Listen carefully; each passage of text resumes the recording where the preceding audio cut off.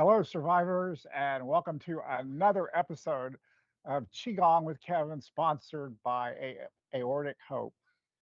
Big shout out to Aortic Hope at the end of 2024 and the beginning of 2025 for all they do for us aortic dissection and aneurysm survivors.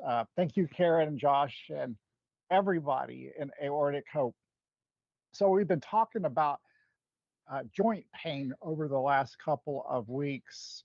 We discussed shoulder pain and started talking about knee pain a little bit. So we're going to finish talking about knee pain today and then maybe move to some wrist and neck issues. So, survivors, before we get started, always make sure that you've cleared it with your doctor. Doctor says it's okay to do mild, gentle exercises like Qigong and yoga. Now, find a comfortable spot. We're going to do seated Qigong today because most of us survivors sit in chairs a lot. So I find that seated Qigong is a really good modality for moving Qi and keeping stagnation and stasis from forming in our body. Put your feet planted firmly on the ground, feet about shoulder width apart. Keep your back straight, and we're going to, first of all, loosen up all the joints in our body, starting with our toes. So wiggle your toes and wiggle your ankles, wiggle your knees, wiggle your butt, your hips, your back, your shoulders, your elbows, your fingers, your neck. Give it your neck a couple of good swirls, survivors. Good. Just loosen up now. Sink your breath down into your belly. Remember, the lower Dantian breathing, belly breath. Going to breathe through our belly. On the inhale, belly expands. On the exhale, belly contracts back towards the spine. So be aware of your breathing, belly breathing. Also, any kind of movement that we do today, we're going to do with intent and not force. Be very intentional about how we move. And then never press past tension. 70% effort is a really good rule of thumb to protect our bodies so we don't pull a muscle or strain any tendons or damage the fascia. So we want to sit up straight with our spine straight, our chin tucked in a little bit.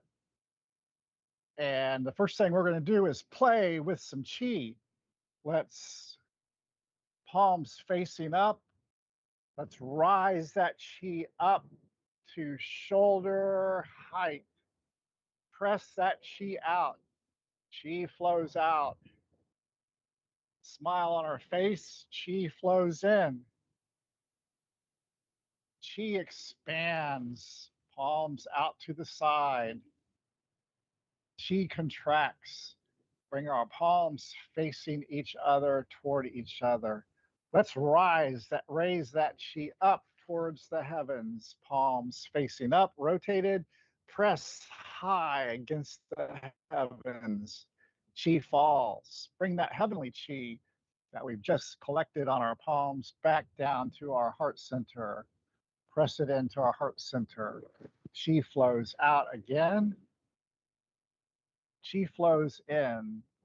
The beauty of these different directions of Qi flow is you can make your own Qigong flow.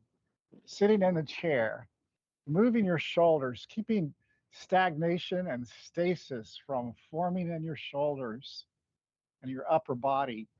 Move that Qi. One of the problems that we as survivors have, I found over the years, is when we sit, we don't move our arms, except maybe to turn a page in a book or push the remote control. Qi flows in, Qi flows up, it rises, Qi falls, expands, contracts.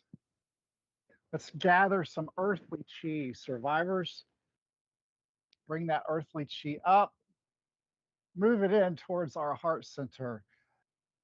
These moving chi in the multiple directions is actually a very good exercise for all of the four rotator cuff muscles we talked about last week and the three deltoids on top of those rotator cuff muscles, keeping them flexible, keeping our shoulders from locking up. Gather heavenly chi, wash that heavenly chi down. Gather earthly chi, pull that earthly chi up. Press that earthly chi up into the heavens, balancing yin and yang. Chi falls, chi expands, chi contracts. You can make up your own directions of chi flow too. Chi flows out, chi flows in. Be sensitive, chi rises to the way that chi is flowing in your body, the way your joints feel, your fascia and your tendons.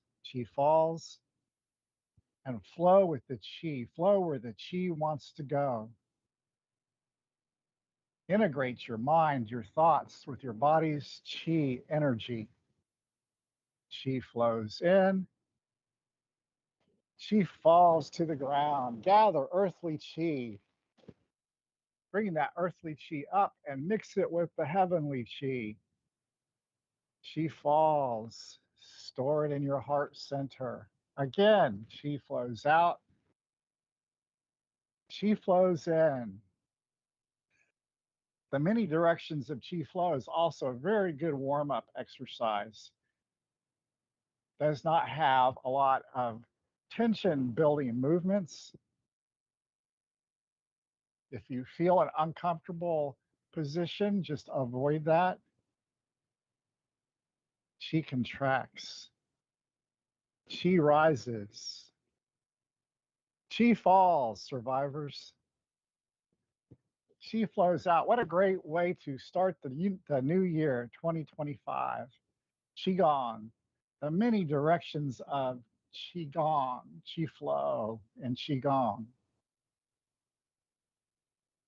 The many adventures that await us as survivors in 2025. Who knows? Every day is a new adventure with our aortic dissection and aneurysm life. But it doesn't get us down. We keep going. And Qigong is just a marvelous way for us to keep our blood and our energy flowing in our body, keep our muscles stretched, keep them from tightening up. Chi falls, chi expands, chi disperses. Gathered chi, chi rises. Chi disperses. Gather earthly chi. Chi rises again. Chi falls. Chi flows out. Chi flows in. During 2025, when you're sitting in your chair and you have a moment, just move the chi with your arms. Lifting your arms up is so important. It really does work out those rotator cuff muscles, those four muscles, the rotator cuff muscles that support our humerus, and the deltoids on top, the anterior and the middle delt and the posterior deltoid. Chi flows in. One more time, survivors. Chi expands. Put a smile on your face. Chi contracts. Chi flows out. Chi flows in. And bring your hands to your knees. Sit here for a moment and do some lower dantian belly breath. And notice the chi flowing through your shoulders and into your arms. Notice how your body feels. Breathe in, belly expands. Breathe out, belly contracts. Breathe in, belly expands. Breathe out. Belly contracts back towards the spine. So the exercises that we talked about for the last couple of weeks that really open up those muscles in your shoulder, the spinal cord breathing, let's go ahead and practice, do a couple of moves with spinal cord breathing flow. Again, remember, we make a light fist with our hands, fist facing the earth. Bring our elbows and our shoulders back on the inhale. Don't push too hard, just enough to where you feel the tension. Come back, keep your back straight, bring your elbows together, tuck your chin in. Exhale. Open up the shoulders on the inhale. Spinal cord breathing, this flow is really good at working those three deltoids, stretching each deltoid in the direction it needs to go to loosen up. Inhale, elbows back. Exhale, come forward, tuck the chin in. Just gentle movements, survivors. Qigong for seniors is an easy, great way just to keep our muscles loose and to keep us from having a frozen shoulder issue. One more time. All right, survivors. Now, let's make the crane's beak mudra. Put our fingers together very loosely, but make the crane's beak mudra. And we're going to press the beak right into lung one, which lung one point is right here from the shoulder blades, right below your collarbone. Press in with the crane's beak, lung one. Slowly rotate elbows up and out. We are a rooster, and we are spreading our wings. Feel that gentle movement of the humerus as guided by the rotator cuff muscles, subcapillaris, teres minor, and the three delts. Nice. Inhale forward, exhale back. Inhale, belly goes out. Exhale, belly comes back in and contracts. Imagine you are a rooster and you are welcoming in 2025 and telling 2024 bye-bye. 2024 was a great year in many ways. Glad to see it go also. All right, let's change direction, survivors. Come back. Inhale, chest open, arms, elbows go back. Rooster spreads its wings. Now, a variation of this exercise that I really like to do is to really massage the back of our neck, the cerebellum area, is to take our hands in crane's beak mudra and place them just under the EOP, the base of our skull, and gently, small circles, imitate the rooster spreads its wings. Elbows back and up, forward. Elbows back and up, forward. This stretches some of the upper shoulder muscles and massages the back of our neck, keeping blood flow to the back of our neck. That spinal cord area and the cerebellum area is very important. Change directions. And you can do these every day, survivors, while you're sitting in your chair. I like to do in increments of 3, 3, 6, 9, 12. You can really feel that workout. If you have any tension points in your muscles, this will really help loosen them up. Okay, bring your arms back down. Let them hang by your side, by the sides of your chair, survivors. And notice for a moment how your body feels. Feel that chi flow through your shoulders and your arms into your hands. All right, we talked about the knees also last week a little bit. And some of the knee exercises we stand up for. So you don't have to stand up if you're in your chair, but I'm just going to give you an idea of what I like to do to really help support my knees by strengthening my ankles and also my hips. We talked about putting our hands on our hips and doing hip circles, rotating hips, just like you're doing a belly dance, opposite direction. This is a really good move, survivors, for strengthening the hips up, which will help stabilize the knees. Now, the other exercise we can do is find a good balance, make sure that you don't fall over, come up on your toes and drop. This is called the post or bubbling springs, and it activates kidney 1 point on the bottom of our soles, right in the middle of the bottom of our foot.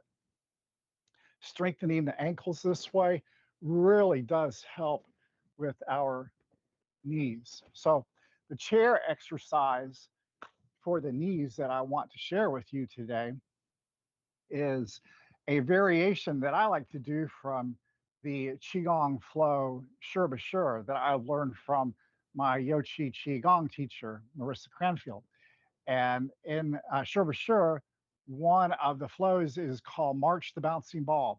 And this flow, we try to break up any kind of stagnation with a homolateral roadblock or stasis that we have in our body, to where we're just moving with one side or the other side, but we're not doing any kind of crossover. You know, the hemispheres of our brain control the opposite side of our body. And if we're not careful, if we don't move and really work on that coordination, then we can actually lose our balance and end up falling or um, having problems with our cerebella functioning, because the cerebellum and the motor cortex really do help us with our balance and our movements. So this flow, March the Bouncing Ball hybrid for seating for seniors, is we're going to lift our left leg up and tap it with our right palm. Set it down, move the palm back, lift our right leg up, tap it with our left palm. Alternate back and forth. Really good for mental integration with our physical movements. This is actually pretty hard and can work your thighs and the muscles around your knees. Now, if it's too difficult to lift your leg up, at first, you can start by just lifting your heel up. So let's try that. We'll lift our right heel up and tap it with our left hand. Right heel down, left hand back, left heel up, tap it with our right hand. Alternate. Really good coordination improvement. Causes our brain to say, wait a minute, have I done this before? If I haven't, I may need to create some new neuronal pathways. You can make a dance out of it. Have fun. Play with this movement. March the bouncing ball. Drop the heel. That activates kidney 1, bubbling springs also. So you're working on your kidney channel. You're working on your knee muscles. Good knee exercises and giving that motor cortex and cerebellum a good workout. Don't push it too hard if your legs start to cramp or hurt, then slow down or take a break. Now, this exercise is a really good flow to do on a daily basis, really help with hand-eye coordination, proprioception, good for the knees. All right, survivors, come back. Put your hands, palms on your knees, and I want to talk about tapping. We discussed the beanbag last time, and I'm sure that probably few of you, if any, have beanbags handy. So I want to show you a hack. Find a good sock, a good wool sock, and I like to use garbanzo beans because they're almost round, but any kind of beans will do. So take a handful of beans, put it in a sock, and you have a bean bag for tapping. Works really good. Tapping is a marvelous way to bring blood flow and chi to your joints. Tapping breaks up any kind of stagnation or stasis that you might have from lack of use. Gets that blood flowing. Don't hit it too hard, but tapping on the knees while you're tapping your heels. Great exercise for tonifying the muscles around the knees, the joint health, and also creates a sense of rhythm, which is very important for us as we age, especially those of us that have had strokes before and are dealing with stroke recovery, stroke therapy. Rhythm really does help us with reestablishing our walking patterns and our hand-eye movement coordination. So if you don't have a bean bag, you got a sock, I'm sure. And garbanzo beans, black beans will do, lima beans, lentils even. Lentils are a little bit small. Black beans are great, but I just always defer back to garbanzos. The back of the neck is another really good place. Oh, that feels so good, survivors. If you have a wool sock and some garbanzos, I would highly recommend tapping the back of the neck. Get that blood flowing in there.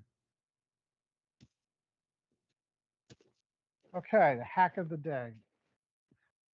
Just another reminder about using bands for our shoulders. Again, be very careful with any kind of shoulder movement. You don't want to pull a muscle, especially if you're tight in your deltoids or your rotator cuff area. But lifting your arms up with a band is really great exercise for not only cleaning out stagnation and stasis in the shoulders, but for maintaining shoulder health. And of course, I've been doing this for a long time, so I can go back down, up, back down, and over. And that feels so good, really good. Again, if you're just starting out, you can get a band at Walmart or order on Amazon. And just raising your arms up, chi flows up, chi flows down, chi flows up, chi flows down. All right, so you've got a handful of exercises to do for the shoulders, the knees, and next week we're going to talk a little bit about the wrists. I wanted to show you my kashakas. It's a musical instrument from Africa, but these are made in the US. They're plastic balls with some kind of seed or pellets in them, but a very good wrist exercise. So what I do is you make a peace sign, and Josh is going to put the link for these kashakas down below the video description. You make a peace sign and drop the bottom Kashaka through the peace sign so your hands are holding, palms facing up, the Kashakas. Bring your fingers together and then just start turning your wrists. It looks easy, but it's hard. And you can create some marvelous rhythms. Again, going back to stroke therapy, rhythms are very good for maintaining gait, any kind of gait, with your arms and with your feet, hands and feet, Kashakas. Now, when I first start out, I rely heavily on my vision to coordinate the turning of my wrist so that the Kashaka balls hit appropriately to where they bounce back, come back around. Very good hand-eye coordination exercises, and turning the wrist really will break up any kind of stagnation or stasis in your wrist, opening up chi flow and so many channels run through your wrists into your fingers. You have the lung channel, the large intestine channel, you have pericardium, you have triple warmer, you have small intestine and the heart, and they all run through the wrist area. So very important to keep that wrist mobile and flexible. Now, again, looking at the balls, swinging around the wrists really does help me with making that contact. But a good next step, once you feel comfortable with swinging the Kashakas, is to close your eyes.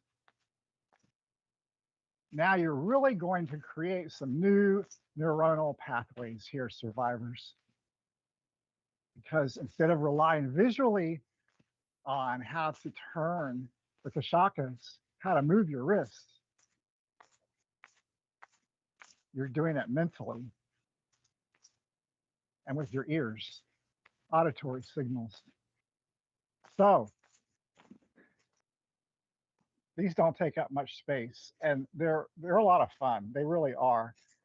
You can keep them by your chair when you're wanting to take a break from reading a book or whatever else we do when we are recovering from surgery in our recliner. Kashakas are a wonderful little therapy and musical instrument therapy tool to work with. Long term, if you practice with your Kashakas, you get really good, create some great rhythms, and so beneficial long term for maintaining mental clarity and wrist health, wrist strength and health. So Kashakas, Josh should post that link. They're only like $8 or $9 on Amazon. So survivors, that's about all for this Sunday's edition of Qigong for Survivors. Thank you, Aortic Hope, for all you do. And I look forward to next week. We'll talk a little bit more about wrist exercises and some neck exercises, keeping that blood flow to the lower part of our brain, or cerebella, and giving ourselves tools to manage post-dissection surgery into the future. As always, survivors, have a great week, and may you be blessed and filled with chi.